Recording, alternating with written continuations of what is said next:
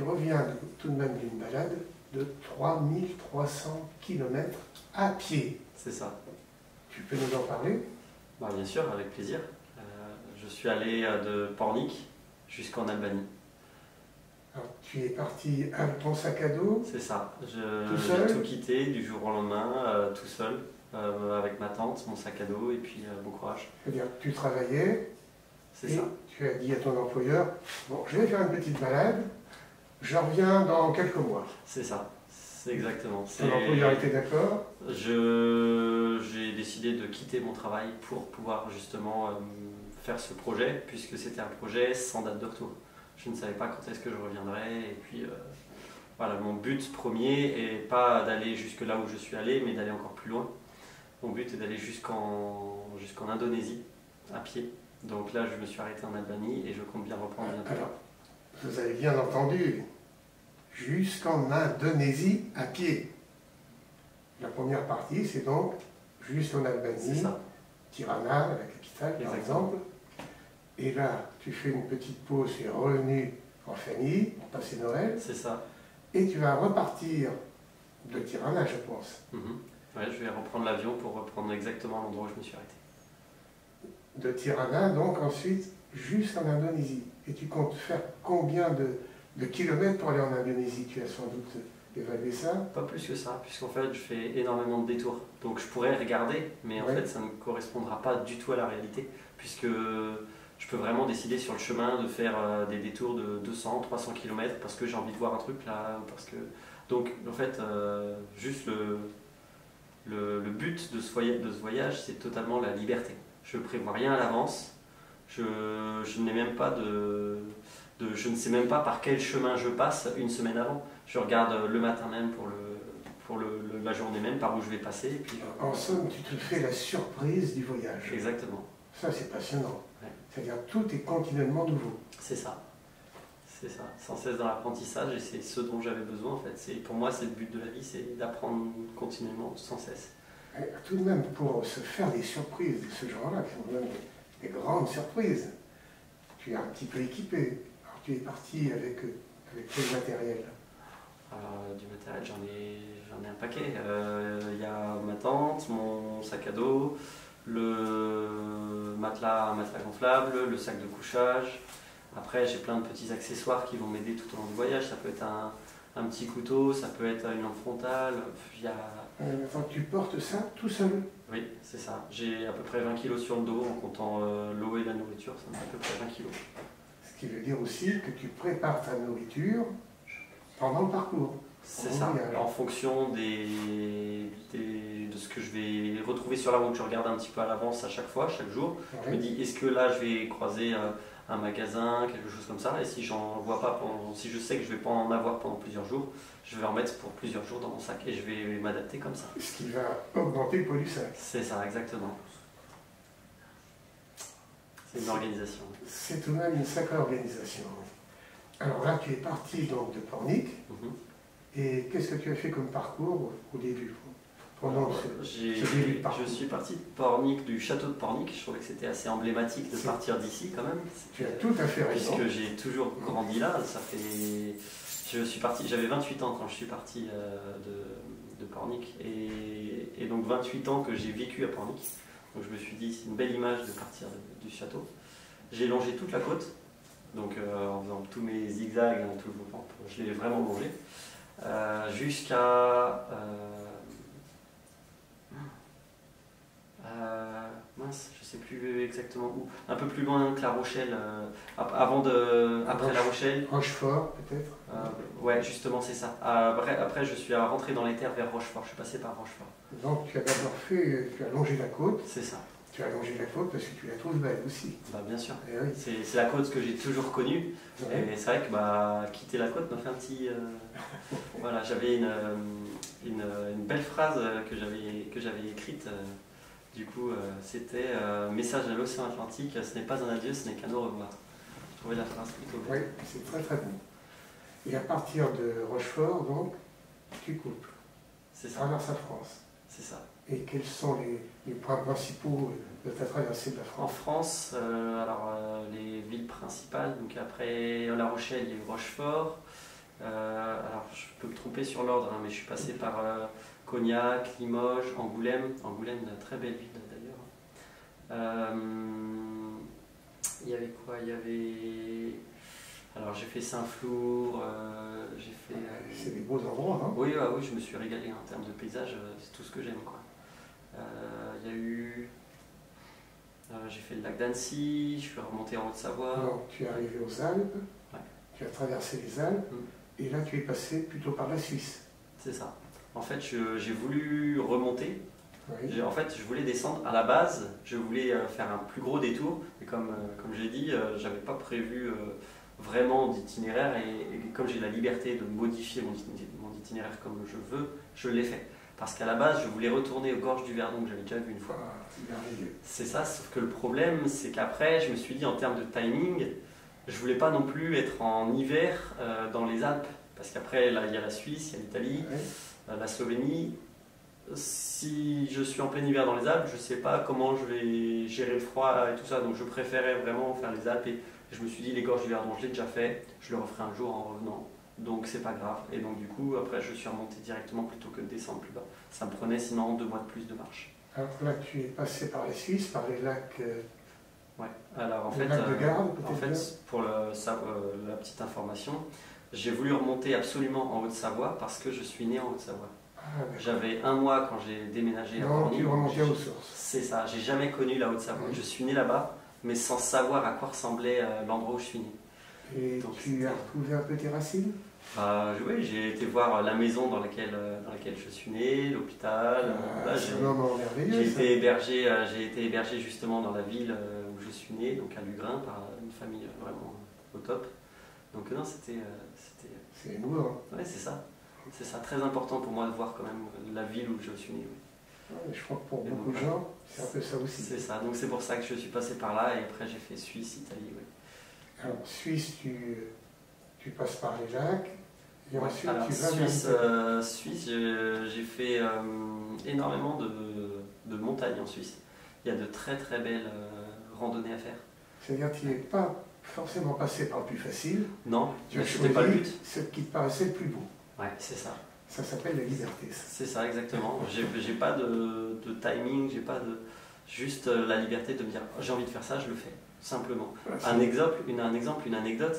J'avais rencontré une Suisse qui m'avait contacté sur Instagram. Donc on a fait une première rando ensemble. On a été voir des glaciers en Suisse, tout ça. Donc c'était vraiment magnifique et tout. Donc après je reprends ma route, voilà. Donc on se dit au revoir. Et je tombe sur internet, je vois le plus haut sentier d'Europe à réouvert, machin. Donc je vois un truc comme ça, je lui envoie un message, je lui dis viens on le fait. Donc ce que j'ai fait, c'est que j'ai fait demi-tour, je suis revenu 3 jours en arrière sur mon chemin pour le faire avec elle, on l'a fait ensemble, pendant 2 jours on a grimpé le plus haut sentier de randonnée d'Europe. Et ça valait le coup. Ça valait le coup, carrément. Donc c'était bien de le faire. Ouais, c'est ça. Donc la Suisse, où tu zigzagues un petit peu, au lieu de prendre les chemins les plus faciles. Et oui, ça t'a plu la Suisse? C'était le pays que j'ai préféré. Dans tous les pays que j'ai fait, c'était pour moi, voilà, toute personne a une vision différente de la beauté des choses, mais c'était pour moi le plus beau pays. C'est les paysages. C'est ça, parce qu'en fait, moi, il faut savoir que j'aime pas trop les grandes villes.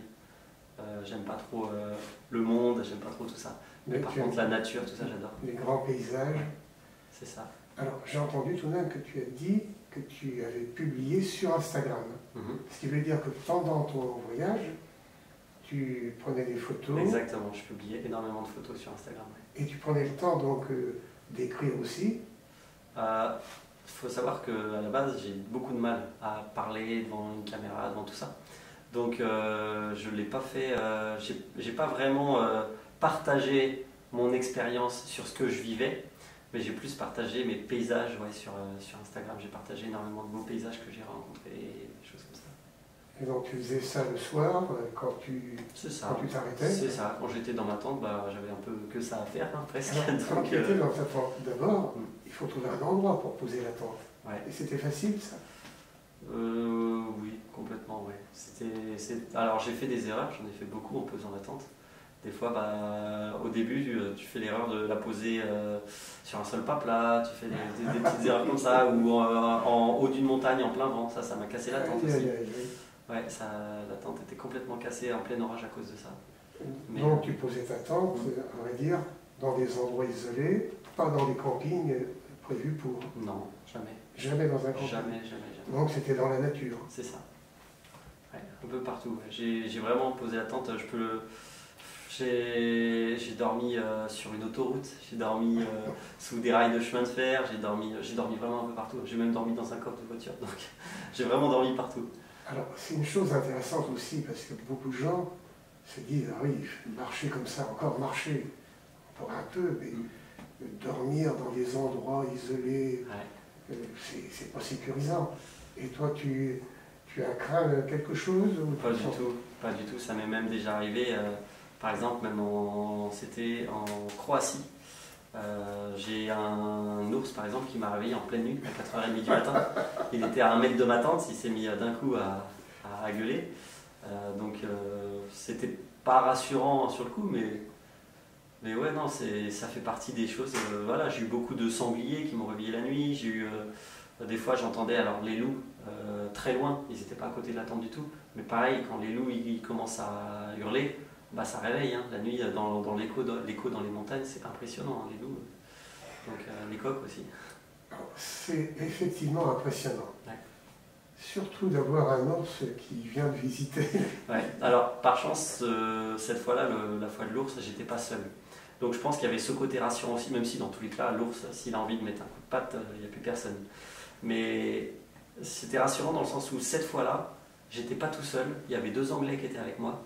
Et donc du coup, il y a un des 2 Anglais et ça l'a pas réveillé du tout. Mais l'autre Anglais a été réveillé aussi. Et donc il y a eu ce côté rassurant où on a parlé assez fort. Et donc déjà, l'ours est parti tranquillement. Et puis en plus de ça, je me suis senti beaucoup moins seul face à ce danger-là. Donc ouais, ça donnait une certaine force de... Et puis, si on essaie de se mettre à la place de l'ours, qu'est-ce que c'est ces gens-là qui viennent camper sur mon terrain? Donc c'était de la curiosité sans doute. Alors après, je ne me suis pas montré. J'ai pas voulu me montrer non plus parce que je me suis dit, si jamais il me voit, est-ce que peut-être qu'il peut être plus agressif ou quoi que ce soit. J'ai préféré, mais j'avais pas le choix parce que voilà, certains pourraient se demander pourquoi tu as parlé, pourquoi tu t'es pas fait silencieux. Mais s'il était là, à cet endroit-là, c'est parce qu'il cherchait de la nourriture. Et de la nourriture, il y en avait dans ma tente. Ah, il y en avait dans la tente. Ouais. Je sais, normalement il faut la mettre dans un sac plastique, accroché à une branche d'arbre, mais je ne l'ai jamais fait. Bon, jusqu'ici ça va, tout va bien, mais... Ouais. Donc, tu installes ta tente, où tu vas dormir, de temps à autre dérangé par des ours. Une seule fois. Et il faut aussi préparer à manger. Ouais. Alors, comment fais-tu pour préparer à manger? Alors, ça a changé pendant le voyage. Au tout début, donc j'avais le réchaud, je me faisais à manger... presque normalement en fait, juste avec un réchaud par contre, mais donc je me faisais vraiment des plats chauds, des choses comme ça.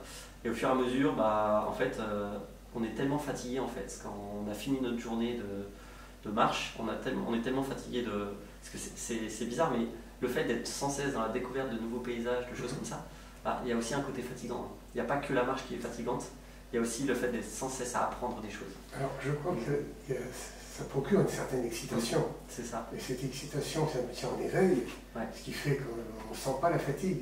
Et quand on arrête, c'est ça. On tombe dessus. C'est ça, les nerfs relâchent et tout. Donc, en fait, déjà, la première chose à faire le soir, c'est pas de se faire à manger, c'est d'abord de poser la tente, toujours.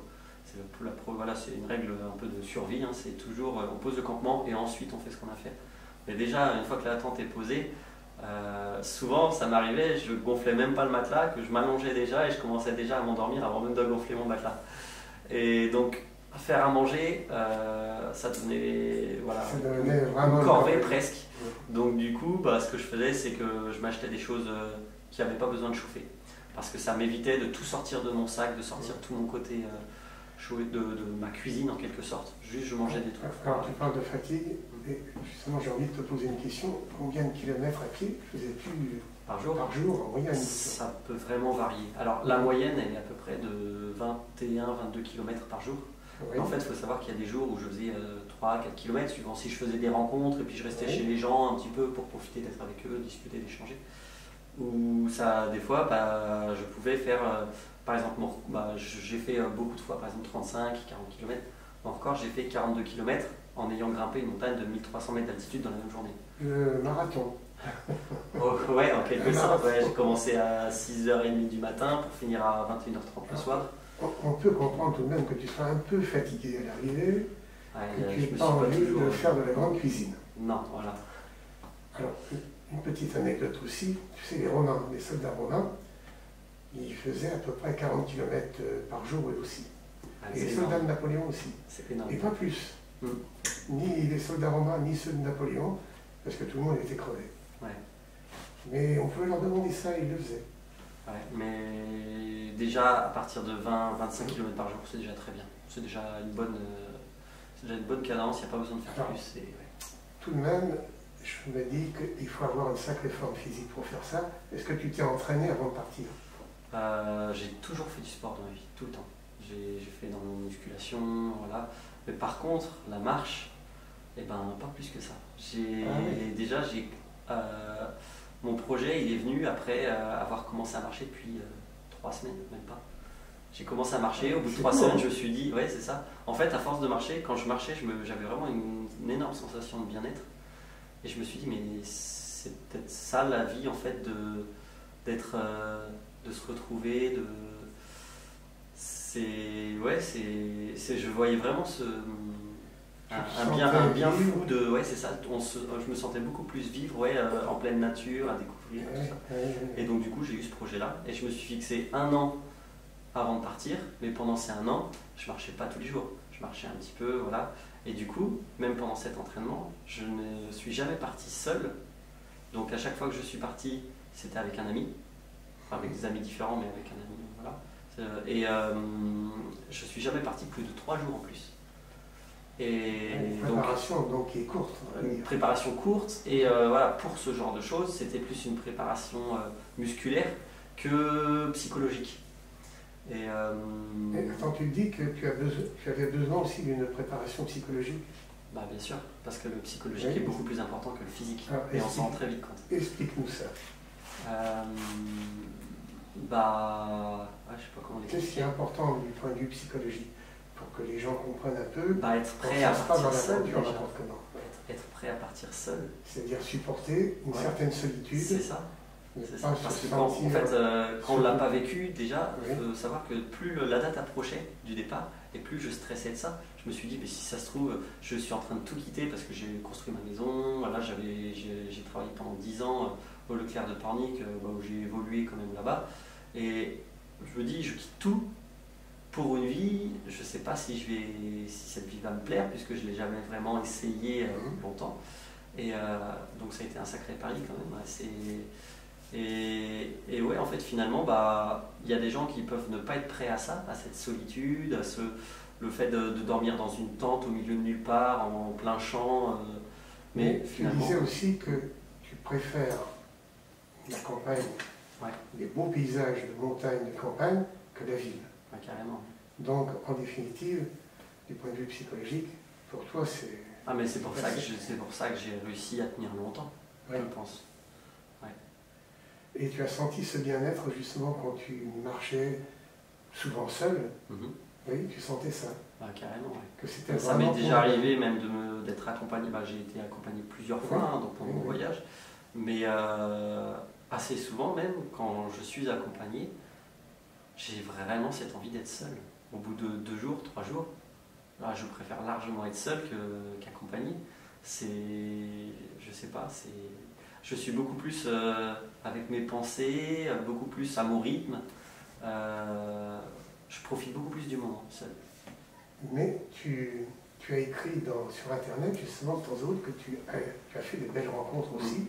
C'est-à-dire que tu aimes ces belles rencontres. J'aime les rencontres, bien sûr, mais voilà, mon voyage... De fond, ce qui te plaît le plus, c'est de marcher seul dans de beaux paysages. J'ai tout aimé, j'ai aimé les rencontres et j'ai aimé marcher seul. J'ai aimé, voilà. Mais j'aurais fait ce projet avec quelqu'un de A à Z, je suis sûr que je n'aurais pas aimé. Tu nous parlais tout à l'heure de la Suisse, et tu as fait des choses aussi difficiles en Suisse. Plutôt, ouais, je me suis mis en danger aussi. Ouais. Par exemple. J'ai grimpé pas mal de montagnes, des montagnes toutes magnifiques avec des lacs de montagne et tout ça, donc impressionnant. Mais il y en a une que j'ai grimpée, c'est Großbiggerhorn. Je ne sais pas si je le dis bien, hein, je le fais avec mon accent. Sans matériel et pendant 2 jours d'ascension. Et ben, c'est. Alors déjà on se sent tout petit hein, dans ce genre de montagne. Mais c'est surtout que c'est très dangereux, hein, les pierriers, c'est... Là, tu te sentais un peu en danger. Ouais, complètement. Ouais. Contrairement Alors, à... très content de l'avoir fait, c'est une des meilleures expériences de mon voyage. Oui. Mais par contre, c'est ça. Alors, on est content une fois qu'on monte. Mais qu'est-ce qui te mettait en danger? Par exemple, toutes les pierres en équilibre. Ah, oui. Les pierres sont en équilibre, la moindre pierre qui glisse, tu tombes de 2000 mètres d'altitude, enfin, tu descends de 2000 mètres d'un coup. Tu sais que c'est fini, hein, il n'y a plus de... Voilà. Donc il y a ça. Mais tu as continué. Ouais, bien sûr.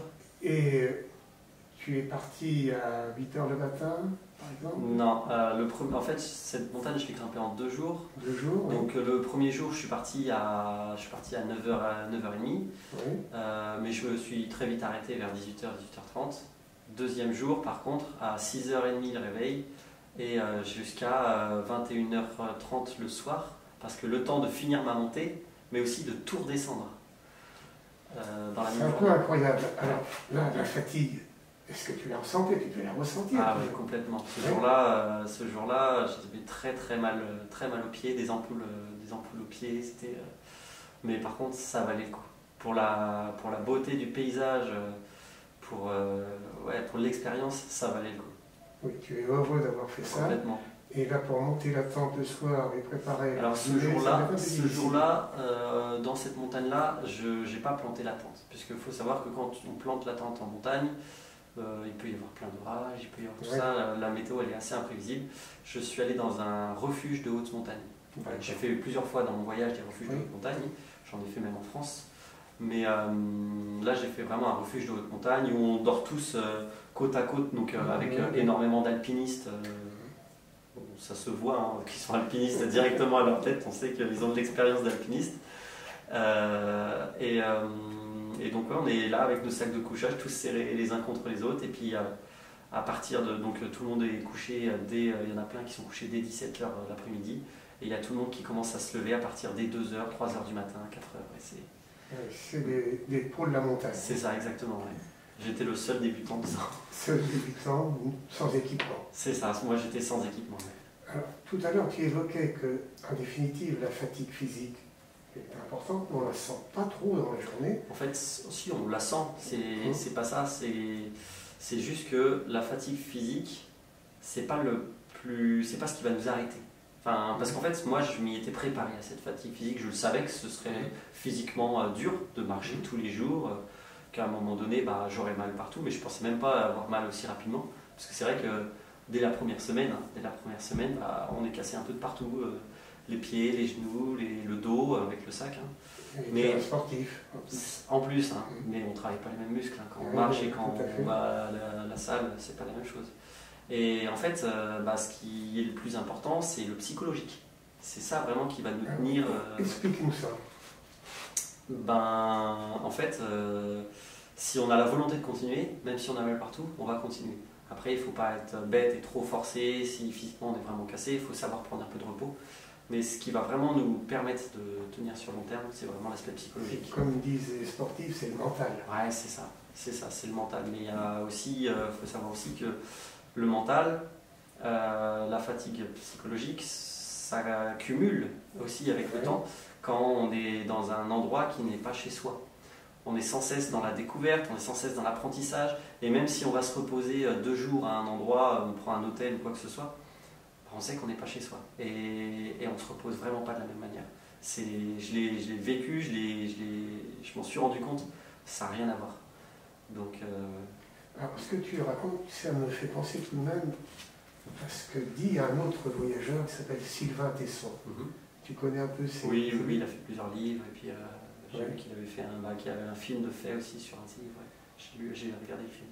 Est-ce que ce qu'il décrit, il aime voyager seul, par exemple, et coucher dans la nature la plupart du temps. Moi, ça me fait penser tout de même beaucoup à ce qu'il fait, lui. Oui, complètement, ouais. Et Ça. donc, tu es un peu comme lui de ce point de vue-là. C'est ça. Alors, moi, je vois, il y a aussi un autre point commun, c'est que tu as commencé à écrire un livre. Oui. Ouais, alors, c'est vraiment le Tu tout peux en parler un début. peu ? C'est vraiment le tout début, mais voilà, étant donné que sur les réseaux, il y a quand même maintenant beaucoup de gens qui me suivent, je ne partage pas énormément je partageais pas énormément mon aventure autre que des paysages et tout ça parce que j'avais du mal à le faire. Je me dis qu'à travers un texte, à travers vraiment de l'écriture, je pourrais beaucoup plus facilement leur dire tout ce que j'ai vécu, les rencontres que j'ai faites, chaque péripétie, voilà, tout. C'est plus simple pour moi de l'écrire que de l'expliquer. Oui, oui. Voilà. Et ce livre-là paraîtrait l'an prochain ? Pour l'instant, voilà, c'est ça. J'espère, puisque je travaille à fond dessus pour Sachant qu'il va y avoir une deuxième étape. C'est ça. Pour aller jusqu'en Indonésie. Exactement. Une deuxième, peut-être même une troisième, je ne sais pas exactement. Une troisième. Voilà. Mais oui, c'est ça, parce que je compte repartir quand même après les fêtes. Là, je reste jusqu'aux fêtes de fin d'année ici. Oui. Et ensuite, je repars depuis Tirana en Albanie pour continuer mon voyage. Et tu repars au mois de janvier, fin janvier ? Je dois d'abord tester le nouveau matériel en France que je vais acheter, parce que je dois acheter du matériel pour me préparer beaucoup plus au froid. Donc un nouveau sac de couchage, une tente beaucoup plus robuste, parce que comme je l'ai dit tout à l'heure, ma tente elle a cassé en montagne une première fois, et après elle a fait que de casser plusieurs fois. Donc j'ai fait que de la réparer un grand nombre de fois dès qu'il y avait du vent. Donc là je vais acheter une tente plus lourde, mais aussi plus robuste. Et il faut que je teste tout ça d'abord en France, parce que c'est pas une fois que je repars sans avoir testé le nouveau matériel en Albanie que je peux me dire ah bah mince, le matériel n'est pas suffisant, donc il faut que je retrouve, sachant qu'en Albanie on ne trouve pas les mêmes choses qu'en France quand même en termes de matériel, c'est plus limité. Oui, tout à fait. Donc voilà, donc j'ai pas encore fixé de date, je sais que c'est après les fêtes, mais je sais pas exactement. Il faut que tu sois prêt et que tu sois sûr de ton matériel en particulier. Exactement. Donc là, tu vas partir d'Albanie et ensuite, ton cheminement, tu peux nous décrire un peu ? Alors, déjà, j'ai fait le cheminement que j'ai fait pour le moment, j'ai fait France, Suisse, Italie, Slovénie, Croatie, Bosnie-Herzégovine.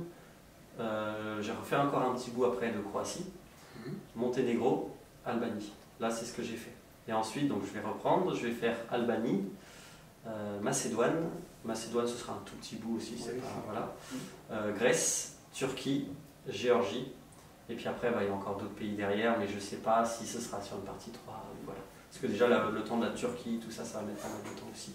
Oui, la Turquie, donc je verrai, voilà. Parce que maintenant je sais, j'ai compris que, étant donné que la fatigue psychologique s'accumule, je ne peux pas me dire je vais faire toute la deuxième partie en une traite jusqu'en Indonésie, en sachant que je ne sais pas comment je vais réagir à toutes les péripéties qui m'arriveront par la suite. C'est très sage comme entreprise en définitive. Écoute, on va te souhaiter une bonne deuxième partie de voyage. Merci beaucoup. Et on va peut-être clore l'entretien maintenant. Très bien, ça marche. Merci. Merci. Merci Alexis.